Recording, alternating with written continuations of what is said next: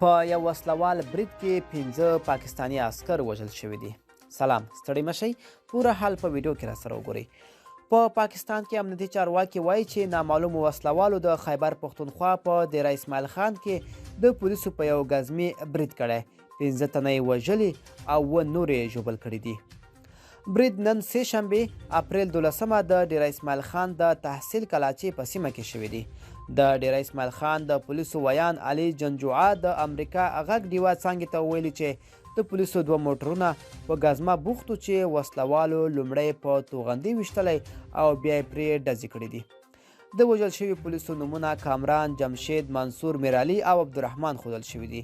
ژوبل شوي روغتون ته انتقال شوي او د وضعیت په اړه یې لا معلومات نشته. وسلوال له برید وروسته تښتېدلی دي او کومې ډلې لا د دغو بریدونو مسؤلیت نه دی منلی. چارواکي وایي تر دې یوه شپه مخکې په یو بل برید کې 2 نور پولیس وژل شوي وو. پولیس وایي په دې وروستیو کې په دغه سیمه کې په امنیتي ځواکونو بریدونه زیات شوي او په 2 ورځو کې 9 پولیس وژل شوي او یو شمېر نور ژوبل شوي دي.